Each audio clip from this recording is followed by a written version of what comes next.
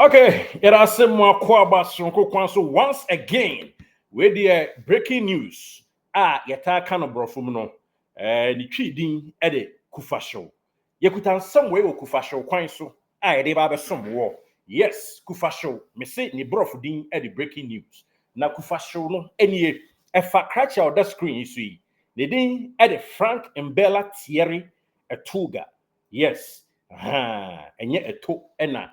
ebia ega enye Samuel eto ena aga na emom we ye Frank Mbella Thierry Etouga okay no obesi akan e de makro bia mapoma metema sante Kotoko ukuma apema apem beba na nam so ukuma apema apem beba nti okoi ema mukwela nso beto aso mukwela kra nso ba no nso bekuma apem ono nso koi ama apem bebre ena aba be hye nan a eno nso ye nkyiremu kakra aba betodwa now story ewo efa Mbella ho edoso na yaba be breaking nyina down said you could share the breaking yama down at the man with the sports break down and I'm there to firm na maye at the amawi obeka kra na no da prosper yebo league ya ni mu aye den na ye de pem na ye lusu be matches 9 to so esa na prosper tie na pega e wo so na ye nsem pi krachi mpo etwere bi because situation no enye normal na emom e normal na mse bo mu no sisi a bibia to misi ema okan sem kakra ede ma Kotoko chichafo no se munya botre mo hwa akoma mo kon empopo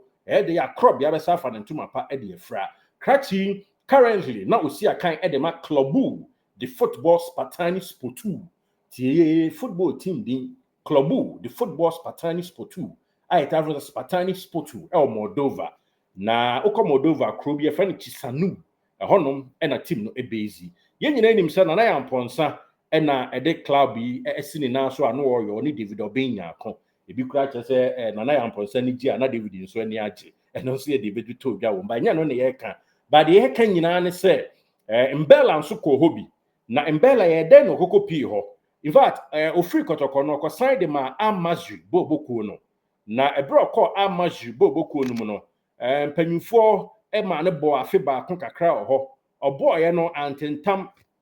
ena omuma ne call El Guana loan ena o de call ye in fact ofri Fortuna du Mufu ena ba Kotoko ena ofri Kotoko call Amazri into ofri Amazri no still our Amazri player 2022 September 18th ena o de call El Guana loan transfer ena o sa return it back no return it back no ena nei o call team my friend Spartani that is nani amponsa team no ena so na loan ena o de call ye nka o call no call ya ba Kotoko na so bi ne free so betwa bayira haban mu anase na homa mu ene ma ne course patani na nei de ye tie nyina ene se crash no me pa cho ni move a or the course patani no bibia abawie ye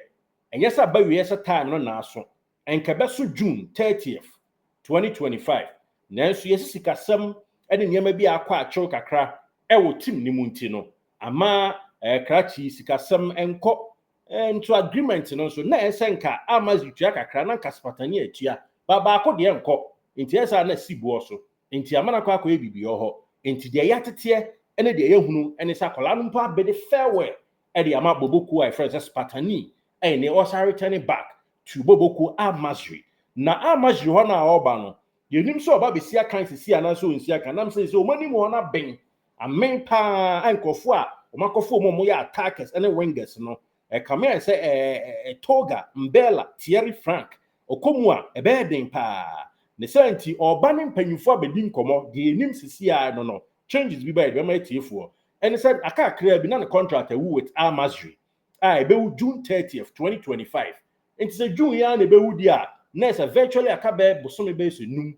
nti oni mpanyufo abekasa say ayensi bo so de a ebi a officially sikasem bi a ne de akodi ho no so ne contract akodi ho nti no ebe ba mutual consent na termination ya adwuma so termination ya adwuma akwadai be ba be free super agent obe free agent a echese club bi obetimi akwa mfa wo so mo bo league mpo obetimi a register no ne santi obehu se enei teams ahodo bebre be kọ no ho agent ahodo nso edi akwadai na chi a wo mo monitor situation ni yie pa enya fedi agro eno ene de atete a yede to ye na chiefu anim na agent a ehwe akwadai so ye friend Harunas Ismaki ono so hwe nkwada yie pa ona de afrie ba na yekopie mo Switzerland nkwada bi se Derek Forjo mo Razak Kasimo Rashid Abubakar mo ene wo mai keka ho bebre yes Nana Poku okay no tete onom Kotoko is a Kotoko no obo Ash Gold Nana Poku ono nso crowd ni ko Egypt wo baby nice guy bi yeah nti Haruna Sesmak or link ye but enam se wo hwe san fonyini e da screen so a Etouga Mbella odaso ani coach Prosper Night Ogum di nkomo afa ne se ne father figure anya agro obeka Kotoko kra anase Ghana Black Star kopie mu na anu adabi wo ho no wokokoye adoye e de ma that time na Prosper national team no ho e man Jesse nom ne ade ane ma hodo pi but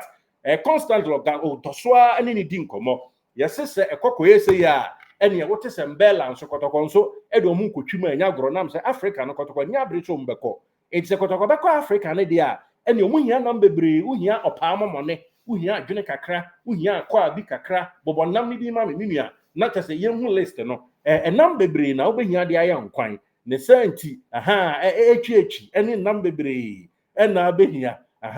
ena giaware beef na efere giaware nti we no emfa won se minta ho eduku ho eja kwampoku ho amu a ho omunya Mbella nso omope yes tie ni yie ma me pa omunya Mbella omope nam se se de medi nka do ato anim no ne move okoye ewo na ne amponse team na sibo so amfa into a returning back any ni team amajra beka na termination official aye adwuma between one amajra nam say kind of 5 months contract pe nti e ba sa said ye one Prosper ewo just a respect wo muntem now communication level no NCE or Prosper number no so Prosper so one de wo mutino WhatsApp eye bibia pizza ene mfa WhatsApp enka Prosper be send ni biom ama nkrofo kra so etwa mu nsunum nanso ni nyina mu no wohwe mu a de tie ene se papa no tunefo eye ni bibia ono nso ene papa no so di nkomo day in and day out enti de atie enem se nam se Kotoko enya Africa ombe konti no omo pese omunya various capacity of a nam different galaxy of a nam and a galaxy of stars or strikers and a midfield ni defense na se striker te some Mbella abecha 23 years penso no on minutes amro so wombeko akwa akwada no na oba bebo adwuma e de ama crop ya mapoma metema sante Kotoko a eno nso e de aba beto anim a ye de esom wa ha de information ahimfie yes September 18 2001 and akwada na wofo wo nti 23 years pe nti onyini mro so nti obeka ofafo no ho kakra no muso epia de ko oyo na Africa na Kotoko wo mada eso no so mbeko Africa wo mu main aspiration ene so mbeko Africa nti Mbella ene amaji nkomodie no or returning back you beka na si ye dia ene team se pen no Kotoko nso bewura mu bi no maka akọpẹ no we ene de ya tie ene de ye hu a ye bọ ho wa e de asom exclusively e wa hembobo no sports kwan so e wo bibia na e wo ho bibia awie nkunimdie so ye de ema ye na tie fo nti out of curiosity nti e na ye break niam na nyina down e de ama wo amu ahu se ampa Mbella officially wona na ya amponsa team Spartani no o ma wi awade loan no kobo loan na nso kra nso return back to the team Amazri now return back to Amazri obeka chiro se sade ene anhwa ha mintimi tentam no mo ma men ko ba bia metia tentam men ko loan biem mo ma menwe me contract mo fa me card ma me o je ne card a Prosper nso titachire wona na apenkra no ura James Kwasi apia emfa nso Kotoko attackers bebre wo mbetwena ba no nso aba bebo adwuma e de ama crop ya ha GH Live Studio subscribe send be ya yenya kufa show story say ya bia ye de be bro pe na onso site me aka na wako